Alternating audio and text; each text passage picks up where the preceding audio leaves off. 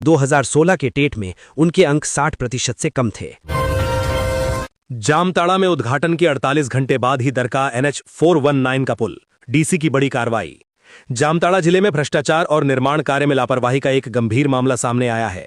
NH 149 पर बने एक नए पुल के उद्घाटन के मात्र 2 दिन बाद ही दरकने की खबर ने हड़कंप मचा दिया। मीडिया के जरिए मामले का उजागर के बाद प्रशासन हरकत में आया और बुधवार को उपायुक्त रवि आनंद ने स्वयं मोर्चा संभालते हुए प्रभावित स्थलों का औचक निरीक्षण किया। बुधुड़ी के समीप निर्माणाधीन पुलिया में दरारें और घटिया निर्माण की सूचना मिलते ही डीसी रवि आनंद, अनुमंडल पदाधिकारी SDO अनंत कुमार और अंचल अधिकारी अविश्वर मुर्मू के साथ घटनास्थल पर पहुंचे। निरीक्षण के दौरान पुलिया में स्पष्ट रूप से तकनीकी खामियां और गुणवत्ता की कमी पाई गई। प्रदीप यादव ने कहा, झारखंड में आउटसोर्सिंग के माध्यम से नौजवानों का हो रहा है शोषण, मोटी रकम लेकर होती है बहाली। कांग्रेस विधायक दल के नेता प्रदीप यादव ने झारखंड विधानसभा के बजट सत्र के आखिरी दिन बुधवार को राज्य के सभी सरकारी विभागों में आउटसोर्सिंग के माध्यम से बहाल होने वाले तृतीय और चतुर्थ वर्गीय कर्मियों के मामले में आउटसोर्सिंग एजेंसियों द्वारा राज्य के नौजवानों के शोषण का मुद्दा उठाया। सदन के बाहर मीडिया से बातचीत में कांग्रेस विधायक दल के नेता प्रदीप यादव ने कहा कि आउटसोर्सिंग के माध्यम से 3rd और 4th ग्रेड में सारे विभाग में मैन पावर की आपूर्ति आउटसोर्सिंग के माध्यम से हो रही है और वहां नौजवानों का शोषण हो रहा है। राज्य के नौजवानों से मोटी रकम लेकर उन्हें बाहर किया जा रहा है। उन्होंने सरकार से इस पर रोक लगाने की मांग की है। नगर निगम का अतिक्रमण मुक्त अभियान तेज, गौशाला मार्ग पर हुई बुलडोजर कार्रवाई। नगर निगम की जमीन पर सालों से अवैध कब्जा वाले स्थानों के खिलाफ बुधवार को अतिक्रमण मुक्त अभियान के तहत बड़ी कार्रवाई की गई। किशोरी यादव चौक गौशाला मार्ग के पास निगम की भूमि को अतिक्रमण मुक्त कराया गया। इसके साथ ही MS प्लॉट संख्या 241 रकबा 14 डिसमिल जमीन पर लंबे समय से अवैध कब्जे को भी निगम ने बुलडोजर चलाकर हटा दिया। जानकारी के मुताबिक नगर निगम की टीम ने कार्रवाई करने से पहले अतिक्रमणकारियों को 7 दिन के भीतर खुद अतिक्रमण हटाने का निर्देश दिया था। तय समय पूरा होने के बाद जब कब्जा नहीं हटा गया तो निगम ने नियमानुसार मोर्चा संभाला और बुलडोजर कार्रवाई शुरू कर दी। मौके से 5 अस्थायी अवैध ढांचों को ध्वस्त कर दिया गया और जमीन का समतलीकरण कराया गया। JPSC ने 52 सिविल सेवा बैकलॉग पदों पर भर्ती प्रक्रिया शुरू, चेक करें आवेदन और एग्जाम की डेट। झारखंड लोक सेवा आयोग ने सिविल सेवा के 52 बैकलॉग पदों पर नियुक्ति की प्रक्रिया शुरू कर दी है। इसके तहत आयोग ने 2 अलग अलग विज्ञापन बुधवार को जारी कर दिया। सिविल सेवा बैकलॉग संयुक्त प्रतियोगिता परीक्षा 2025 के तहत कुल 45 तथा सिविल सेवा बैकलॉग संयुक्त प्रतियोगिता परीक्षा 2023 के तहत कुल 7 पदों पर नियुक्ति होगी। सिविल सेवा बैकलॉग संयुक्त प्रतियोगिता परीक्षा 2025 के लिए 21 मार्च से 6 अप्रैल तक ऑनलाइन आवेदन भरे जाएंगे। वहीं 8 अप्रैल तक ऑनलाइन शुल्क जमा होगा। इसकी प्रारंभिक परीक्षा 10 मई को होगी। वहीं सिविल सेवा बैकलॉग संयुक्त प्रतियोगिता परीक्षा 2023 के लिए 23 मार्च से 9 अप्रैल तक आवेदन लिए जाएंगे। 11 अप्रैल तक शुल्क जमा होगा। इसकी प्रारंभिक परीक्षा 17 मई को होगी। साइबर ठगी के बड़े गिरोह का जामताड़ा पुलिस ने किया पर्दाफाश, मास्टरमाइंड सहित 6 साइबर अपराधी गिरफ्तार। साइबर ठगी के बड़े गिरोह का जामताड़ा साइबर थाना की पुलिस ने पर्दाफाश किया है। पुलिस ने गिरोह के मास्टरमाइंड सहित कुल 6 साइबर अपराधियों को गिरफ्तार किया है। इसकी पुष्टि जामताड़ा SP राजकुमार मेहता ने की है। SP ने बताया कि गुप्त सूचना पर साइबर थाना की पुलिस ने कर्माटांड थाने क्षेत्र के अकशिया गांव के पास जंगल में छापेमारी कर साइबर अपराधियों को रंगे हाथ गिरफ्तार किया है। पुलिस ने पकड़े गए साइबर अपराधियों के पास से 13 मोबाइल फोन, 18 फर्जी सिम कार्ड, 1 लैपटॉप बरामद किया है। साथ ही 4 मोटरसाइकिल भी जब्त की है। SP ने बताया कि पकड़े गए साइबर अपराधी गूगल में विभिन्न ई-कॉमर्स कंपनियों और ई-पेमेंट कंपनियां के फर्जी मोबाइल नंबर डालकर कस्टमर केयर बनकर लोगों को फोन कर ठगी करते थे। क्विक सपोर्ट और एनी डेस्क के माध्यम से लोगों की समस्या का निपटारा करने का नाम पर फॉर्म भरवाते थे और सारा डिटेल्स डाउनलोड करवा लेते थे। इसके बाद उनके बैंक के खातों से रुपए उड़ा देते थे। रांची मेयर समेत वार्ड पार्षदों का शपथ ग्रहण आज 19 को, सुरक्षा को ले निषेधाज्ञा लागू। नगर निगम के मेयर और वार्ड पार्षदों के साथ बुंडू नगर पंचायत के अध्यक्ष और वार्ड सदस्यों का शपथ ग्रहण 19 मार्च को रांची समाहरणालय भवन में होगा। सुबह 10:30 बजे से ब्लॉक A के कमरा संख्या 207 और 608 में कार्यक्रम तय किए गए हैं। शपथ ग्रहण के बाद रांची नगर निगम के डिप्टी मेयर और बुंडू नगर पंचायत के उपाध्यक्ष का चुनाव भी कराया जाएगा।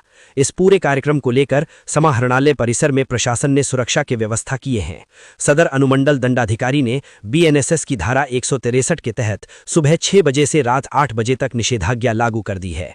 यानी उपायुक्त कार्यालय परिसर में 5 या उससे अधिक लोगों के जुटने, जुलूस प्रदर्शन करने, नारेबाजी, धरना और आम सभा पर पूरी तरह रोक लगाई गई है।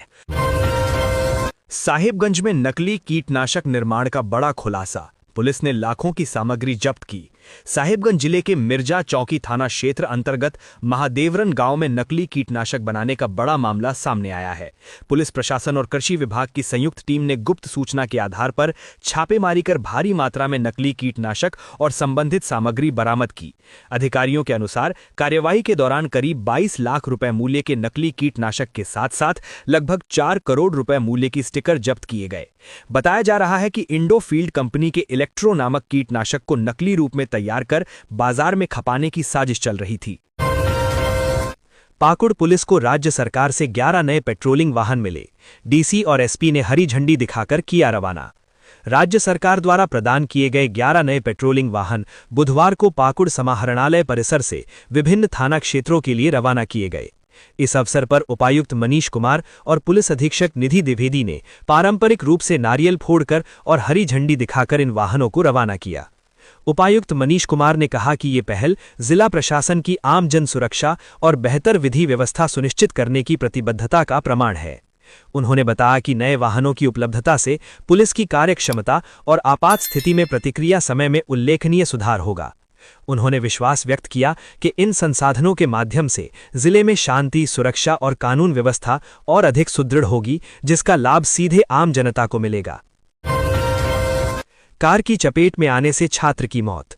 उग्र भीड़ ने मनातू पाटन तरहसी मुख्य पथ किया जाम। पुलिस पर किया हमला, 2 जवान घायल। पलामू के मनातू थाना क्षेत्र के पद्मा गांव में मंगलवार को एक तेज रफ्तार कार की चपेट में आने से जख्मी छात्र सूरज कुमार की बुधवार को मौत हो गई। घटना के बाद आक्रोशित परिजनों और ग्रामीणों ने दोपहर में मनातू पाटन तरहसी मुख्य पथ को जाम कर दिया। जाम हटाने पहुंची पुलिस टीम पर उग्र भीड़ ने हमला कर दिया, जिसमें 2 पुलिसकर्मी घायल हो गए। मृतक सूरज कुमार उमेश कुमार का पुत्र था और गांव के स्कूल में यूकेजी का छात्र था। वो मंगलवार को स्कूल की छुट्टी के बाद घर लौट रहा था, तभी एक तेज गति से आ रही कार ने उसे टक्कर मार दी। टक्कर मारने के बाद चालक कार लेकर मौके से फरार हो गया। गंभीर रूप से घायल सूरज को मेदिनीनगर एमएमसीएच में भर्ती कराया गया, जहां इलाज के दौरान बुधवार को उसकी मौत हो गई। चैत्र नवरात्र कल से शुरू। रामगढ़ के मां छिन्नमस्तिका मंदिर में की गई विशेष तैयारी। चैत्र नवरात्र 2026 का शुभारंभ गुरुवार 19 मार्च से हो रहा है। इसे लेकर रामगढ़ के मां छिन्नमस्तिका मंदिर में विशेष तैयारी की गई है। साथ ही भक्तों में खासा उत्साह नजर आ रहा है। चैत्र नवरात्र के पहले दिन भारी संख्या में श्रद्धालुओं के पहुंचने की संभावना है। हिंदू पंचांग के अनुसार चैत्र शुक्ल प्रतिपदा से शुरू होने वाला ये पर्व 27 मार्च तक चलेगा, जबकि 28 मार्च को विजयादशमी मनाई जाएगी। 9 दिनों तक मां दुर्गा के 9 स्वरूपों की पूजा अर्चना की जाएगी। हर दिन मां का भव्य श्रृंगार होगा और विशेष भोग अर्पित किया जाएगा। झारखंड के हर विधानसभा क्षेत्र में बनेगा कोल्ड स्टोरेज, किसानों को राहत देने की तैयारी। झारखंड सरकार ने किसानों को बड़ी राहत देने की दिशा में अहम कदम उठाते हुए राज्य के हर विधानसभा क्षेत्र में कोल्ड स्टोरेज स्थापित करने की घोषणा की है। ये जानकारी राज्य की कृषि मंत्री शिल्पी नेहा ने विधानसभा में दी। विधानसभा में एक प्रश्न के जवाब में मंत्री ने बताया कि वर्ष 2026-27 के बजट में हर विधानसभा क्षेत्र में एक कोल्ड स्टोरेज बनाने का प्रावधान किया गया है। उन्होंने कहा कि ये फैसला विधायकों की सिफारिशों के आधार पर लिया गया है, ताकि किसानों को उनकी उपज का उचित मूल्य मिल सके और भंडारण की समस्या दूर हो।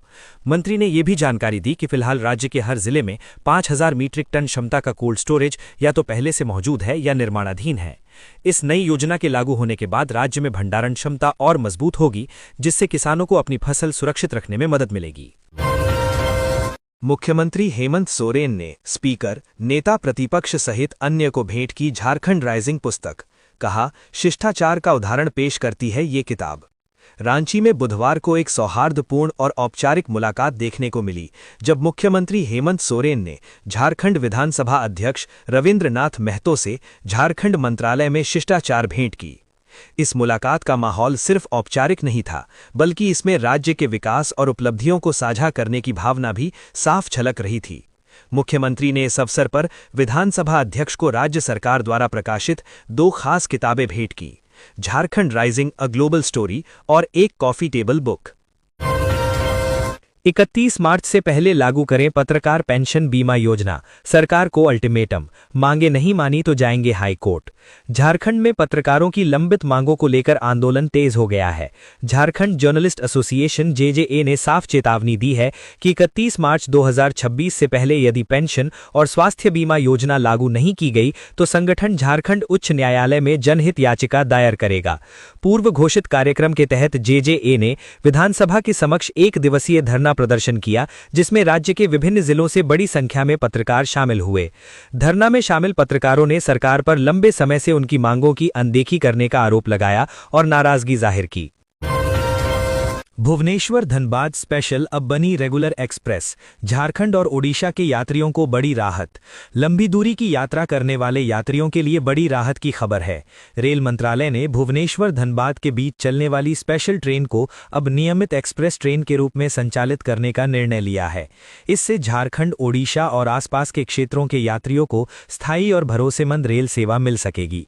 अब तक ट्रेन के रूप में चल रही ये स्पेशल सेवा 1 अप्रैल से नई पहचान के साथ नियमित हो जाएगी। ट्रेन को क्रमशः भुवनेश्वर धनबाद भुवनेश्वर एक्सप्रेस के रूप में चलाया जाएगा। रिम्स की हालत सुधारने की पहल, भवन मरम्मत के लिए 49 करोड़ 40 लाख आवंटित। झारखंड सरकार के स्वास्थ्य, चिकित्सा, शिक्षा एवं परिवार कल्याण विभाग ने रांची के लिए बड़ा वित्तीय आवंटन किया है। सरकार ने वित्तीय वर्ष 2025-26 में संस्थान के स्थापना व्यय के तहत 49 करोड़ 40 लाख रुपए जारी किए हैं। ये राशि रिम्स के भवनों और आवासीय क्वार्टरों की मरम्मत के साथ साथ अन्य जरूरी कार्यालय कार्यों पर खर्च की जाएगी। सरकार ने पहले ही इस मद में कुल 125 करोड़ रुपए की स्वीकृति दी थी, जिसमें से ये राशि जारी की गई है। सरकार ने खर्च को लेकर सख्त निर्देश भी दिए हैं। बिना जरूरत अग्रिम निकासी नहीं होगी और राशि का उपयोग केवल निर्धारित कार्यों के लिए ही किया जाएगा।